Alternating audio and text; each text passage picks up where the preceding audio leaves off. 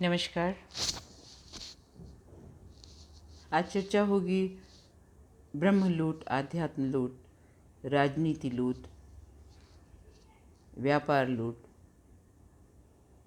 मंदिर लूट, मस्जिद लूट, चर्च लूट, गुरुद्वारे लूट, इस विषय पर। पूरे जगत में ब्रह्म की लूट मची है। ऋषि मुनियों के नाम पर लूटा जा रहा है आपको, खुद नहीं जानते। खुद पतंजलि से भेंट नहीं, लेकिन पतंजलि की दुकान चलती है।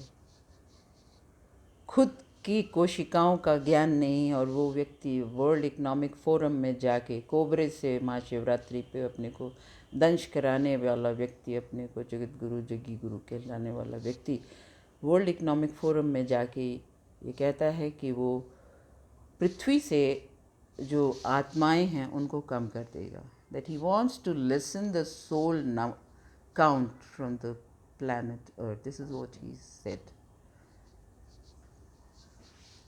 मुझे बड़ा आश्चर्य हुआ, लेकिन उससे ज़्यादा दुख ये होता है कि आप लोग गुलाम हैं, और गुलाम हैं अपनी प्रलोभन, अपनी लोभ, अपनी अकर्मण्यता, अपनी तृष्णा, अपनी अकर्मण्यता और इच्छा के कारण। आप शॉर्टकट सोचते हैं, बस ये यूट्यूब पे कोई व्यक्ति आ रहा है, ये मत है, ये है, और इसके पास जाके हमको सारे आंसर और सारी समस्याओं का हल मिल जाएगा। जीवन में हारना ज़रूरी है, अगर हारेंगे नहीं तो आप विजय की तरफ भी नहीं जा सकते, और आप कड़ी मेहनत नहीं करेंगे तो आपको कुछ मिलेगा भी नहीं। अब कोबरा कटाने से कोई व्यक्ति को ब्रह्म ज्ञान हो जाए तो जितने सपेरे हैं पूरे विश्व में सबको ज्ञान ब्रह्म ज्ञान है। फिर तो ब्रह्म ज्ञान कोई आलू बैगन की सब्जी नहीं है कि आप जाके खरीद लेंगे। ये आपके कई जन्म जन्मांतरों का साधना का प्रताप और कर्म होता है। आपका अकाउंट बैलेंस है, जिसके फलस्वरूप आप संतत्व को प्राप्त करते हैं। और किसी भी एक गुरु, या उसको सारथी शब्द कहना ज़्यादा अच्छा है, क्योंकि गुरु एक्चुअली क्या है, जो अंधकार से प्रकाश की तरफ ले जाए। तो आपको बाहर से कोई आपको नहीं ले जा पाएगा, कोई नहीं दे सकता। ज्ञान आपको बाहर से नहीं दिया जा सकता, वो आपके अंदर है, उसको स्पार्क करा सकता है, सारथी बन सकता है। सारथी बन के आपको विधाओं के माध्यम से आपको उसकी अनुभूति करा सकता है। फिर तो चलना मार्ग पे आपका धर्म है। लेकिन कोबरा कटा के, पतंजलि की दुकान चला के, या कबीर, रैदास, भगवान राम, कृष्ण, लॉर्ड जीसस, मोहम्मद पैगंबर, 10 गुरुओं का के नाम पे कोई अपनी दुकान से आपको ज्ञान दिला दे, ये न भूतो न भविष्यति, कभी नहीं हो सकता।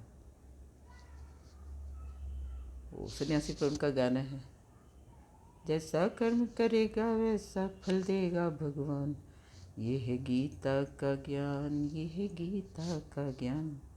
तो गीता में भी कहा है कर्मण्येवाधिकारस्ते मा फलेषु कदाचन, लेकिन उसकी तथाकथित पंडितों ने व्याख्या बड़ी घटिया कर दी। और व्याख्या क्या कर दी, ये कर्म करने का तो तुम्हारा अधिकार है, फल की चिंता का अधिकार नहीं। गलत। श्लोक ये कहता है कि कर्म करने के लिए आप स्वतंत्र हैं, आप करें, लेकिन जो आप कर्म करेंगे, यानी जो आप तीर चला देंगे प्रत्यंचा पे रख के, तो वो तीर आपने वध के लिए चलाया है या जलाशय को प्राप्त करने के लिए पृथ्वी में भेदा है। ये दो विपरीत विषय हो जाते हैं। वध के लिए चलाया है तो ब्रह्मांड में जो तीर गया और किसी का वध किया, आपका भी वध होगा। वो कर्म का सिद्धांत है, उसको कोई रोक नहीं सकता है। लेकिन आपने जलाशय के लिए किया तो एक कल्याणकारी कार्य है। आपने प्रकृति के लिए, मानवता के लिए कोई कल्याणकारी कार्य किया, जिसका आपको सूद ब्याज सहित मल्टीपल टाइम्स में आपको उसका प्रतिफल मिलेगा और वो आपको ज्ञान और संतत्व की तरफ ले जाएगा। विधा आप कोई भी अपना सकते हैं, ये आपके ऊपर है। और बिना हारे कोई जीत नहीं होती। उसी तरह बिना कर्म किए और उस कर्म में बार बार आप असफल हों, वो मकड़ी का कहते हैं ना कि मकड़ी बार बार गिरती थी लेकिन जाला बना ले गई। जैसे चंद्रगुप्त के लिए कहा गया, वो युद्ध से हार गए थे तो बुढ़िया के यहाँ गए थे और चाणक्य उनको लेके गए थे, तो जलती हुई खिचड़ी पे में बीच में हाथ डाल दिया, जल गए। तो बुढ़िया को नहीं पता था कि ये चंद्रगुप्त है, वो छिपके गए थे ना वेश बदल के। तो बुढ़िया ने कहा, तू तो चंद्रगुप्त की तरह मूर्ख है, जिसको ये भी नहीं ज्ञान की धैर्य होना चाहिए। वो जल रही है खिचड़ी तो किनारे किनारे से, माने पहले किनारे किनारे के राज्यों को जीतो, फिर बीच में जाओ हाथ मारो। तो जलती खिचड़ी में बीच में हाथ मार दिया तो जलोगे ही भैया। तो कर्म का सिद्धांत है ये। सारा गणित जो इस सृष्टि में जन्म और मृत्यु का है वो सिर्फ और सिर्फ कर्म है। उसमें कोई बंधु बांधव नहीं, कोई माता पिता नहीं, कोई गुरु नहीं, कोई इष्ट नहीं, कोई आपको नहीं बचा सकता है। उससे बचने का भी प्रयत्न आपको करना पड़ेगा। कर्म तो वही है, तीर की तरह छोड़ दिया। छोड़ने बाद आपने किस प्रयोजन से छोड़ा, क्या आपका उद्देश्य था, उसका रिजल्ट वैसे ही आपको मिलेगा। आप जानते हैं असल में। अब जान के अनजान बनना तो शुतुरमुर्ग जैसा एक्टिंग हो जाएगा ना, कि आपने चोंच बालू में गड़ा दिया और सोचा मेरा शिकार नहीं होगा। ज़रूर होगा, शियार आएगा, चीता आएगा, बाघ आएगा, आपका शिकार कर देगा। इसी तरह से शब्द जाल वाले, श्रृंगार जाल वाले, चिखंडी पाखंडी पॉकेट मार जो हैं, वो राजनीति के क्षेत्र में, व्यापार के क्षेत्र में, धर्म के क्षेत्र में और हर क्षेत्र में, समाज में जहाँ जिसको दाव लग रहा है वो शिखंडी पाखंडी और पॉकेट मारी से अपनी आजीविका कर रहे हैं। और उसका जो कर्म फल है वो उनको भुगतना ही पड़ेगा, उससे उनको कोई नहीं बचा सकता है। आपने देखा था अटल जी 10 साल तक सड़क के दिवंगत हुए, प्रधानमंत्री होके गए थे, सड़के दिवंगत हुए।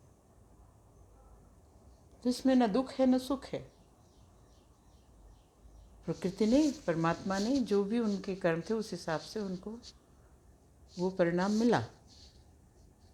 इसमें कोई पाप नहीं, कोई पुण्य नहीं। तो जब आर्य सभ्यता ने सिंधु नदी के तट पे, जहाँ महर्षि कर्म, कनाद, गर्ग, गौतम, विश्वामित्र, वशिष्ठ, रागभुशुंडी इत्यादि ने, पतंजलि इत्यादि ने जब आर्य सभ्यता को प्रकाश दिया, राह दिखाई, मानवता ने जब आंखें खोली और जिन देवी देवताओं से संबंधित ऋचाओं की उन्होंने दर्शन किया और उसको मानव सभ्यता के सामने उसको प्रकाशित किया, उस साझा समृद्धि पे वो जितने भी देवी देवता हैं, उस संपूर्ण मानवता के विश्व पर्यंत साझा धरोहर हैं, साझा थाती हैं, कॉमन प्रॉपर्टी हैं। वो हमारे तुम्हारे में बट ही नहीं सकते, न बट सकते थे, न बटे हैं, न आगे बटेंगे। मंदिर, मस्जिद, गुरुद्वारे, चर्च, सिनेगॉग बनाने से बट नहीं सकते। वो स्वतंत्र ब्रह्म है।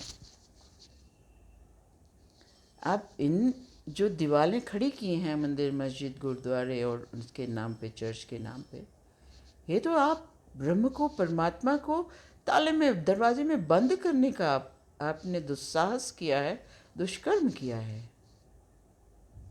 और वो सिर्फ और सिर्फ युद्ध करवाएगा, विभाजन करेगा, वैमनस्य लाएगा, विषाक्तता लाएगा और उसका दंड आप ही को भुगतना पड़ेगा, जन्म जन्मांतर तक भुगतना पड़ेगा, बार बार जन्म लेके।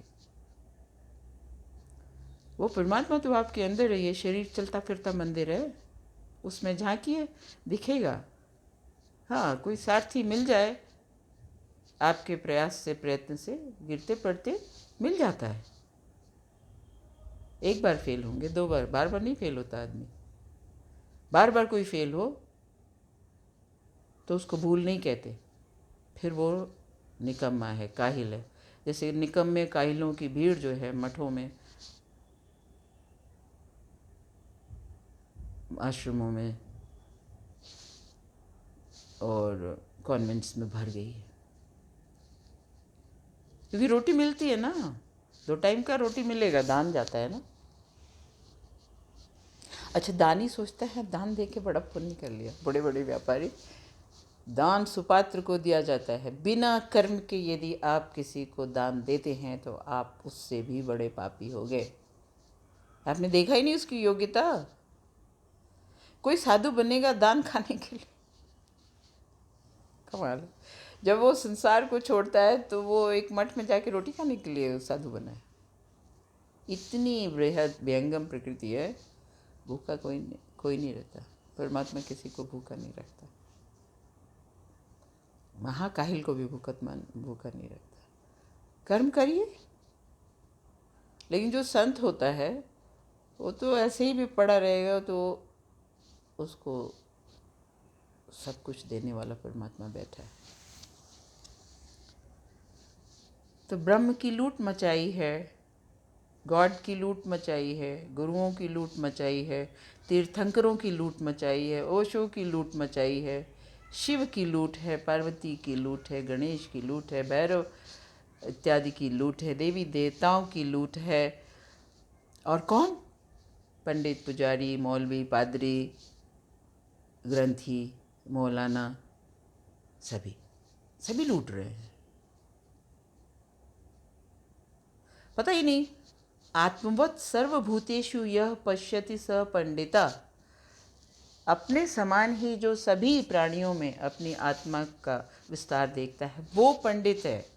वो पंडित हो ही नहीं सकता जो ये देखता है मैं ब्राह्मण हूँ, ये शूद्र है, मैं ब्राह्मण हूँ, ये मुसलमान है, मैं ब्राह्मण हूँ, ये सिख है, मैं ब्राह्मण हूँ, ये ईसाई है, ये यहूदी है। ऐसी यहूदी है वो सोचे मैं यहूदी हूँ और ये पैलेस्टीनियन है, मैं अमेरिकन हूँ और ये एशियन है, मैं अंग्रेज़ हूँ और ये काले हैं, अफ्रीकन्स हैं, नीग्रोज़ हैं।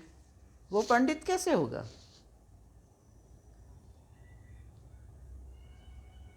वो तो दानव है।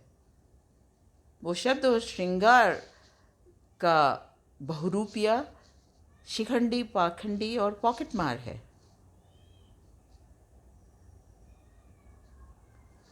जैसे इंग्लैंड में पहले कैथलिक चर्च में वो 1 लाख पाउंड लेके स्वर्ग का सर्टिफिकेट दे देते थे। हमारे यहाँ भी है। वो देखिए ना, वो पृथ्वी ग्रह पे आत्मा कम करने जा रहे हैं। अब कोई काम थोड़ी ना है। मतलब तुमसे बड़े हम चोर हैं, अब ये होड़ है। तुम चोर हो तो हम तुमसे बड़े चोर हैं, तुम डाकू हो तो हम तुमसे बड़े डाकू हैं, तुम लुटेरे हो तो हम तुमसे बड़े लुटेरे हैं, तुम अपराधी हो हम तुमसे बड़े अपराधी हैं। और संस्थाएं क्या हैं? United Nation, World Health Organization, World Trade Organization. जैसे बिल गेट्स, उसने कभी कोई इन्वेंशन नहीं किया है। पढ़िए, सिलिकॉन वैली में पूरी दुनिया से और ज़्यादातर 60% से ऊपर तो इंडिया से उसमें साइंटिस्ट हैं बैठे हुए, हायर्ड इंजीनियर साइंटिस्ट बैठे हुए। कुछ नहीं किया। फिलॉन्थ्रफी भी कुछ नहीं करता। जब बिल गेट्स आता है तो भारत बिकता है। जब आता है, वो चाहे अभी की वर्तमान हत्यारी सत्ता हो या पुरानी हत्यारी सत्ता हो। क्योंकि अंबानी जो थे इससे पूर्ववर्ती सरकार के कारण आज विकसित हुए। अभी की जो सरकार है उसने आपको 15 लाख में ठग लिया। नोटबंदी यही बिल गेट्स कराने आए थे, ठग लिया। तो आप खुद ही कमज़ोर हैं। इसलिए आपको कोई एक लंपट आता है, वो सब्ज़ बाग दिखाता है, सपनों की एक सौदागिरी करता है, सपनों का सौदागर बन के आता है और आपको ठग के खरीद के फिर सत्ता के ऊपर मैनेजर बन जाता है। किसका मैनेजर होता है? भारत के 40 पूंजीपतियों का, विश्व भर के बड़े बड़े पूंजीपतियों का। और भारत की जितनी प्रकृति की समृद्धि है, जितनी प्राकृतिक समृद्धि है और जितनी मानवता है लेबर के फॉर्म में, उसको गिरवी रख देता है, बेच देता है। आत्मा, भारत की आत्मा को बेच देता है और उसको आप अपना नेता मान लेते हैं। उसका दोष नहीं है, क्योंकि आपका लोभ था, उसने आपके लोभ को पढ़ लिया, आपसे बड़ा चालाक है, बुद्धिमान, और उसने वो चौरस बिछाई और पासा फेंक दिया, आप हार गए।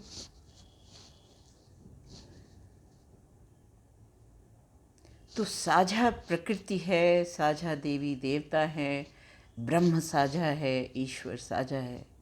वो किसी के बाप की धरोहर नहीं है, संपत्ति नहीं है।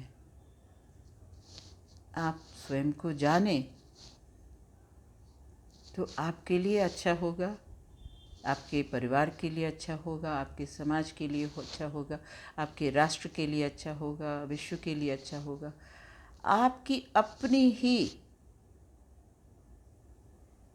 जो यात्रा है प्राण की, उसको ऊर्ध्व रेतस बनाएगा, ऊपर की तरफ ले जाएगा, जन्म मृत्यु से आपको धीरे धीरे बाहर करेगा।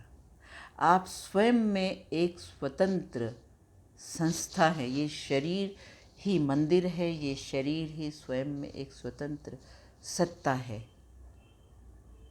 तो इन ब्रह्म के लुटेरों से, इन आध्यात्म के लुटेरों से, इन मंदिर मस्जिद के लुटेरों से, इन ऋषि मुनियों के लुटेरों से, इन व्यापारिक लुटेरों से और ये तथाकथित सत्ताधारी मैनेजरों की लूट से, इस चक्रव्यूह से आपको निकलना है। ये आप तय करेंगे। फिर चर्चा होगी। नमस्कार।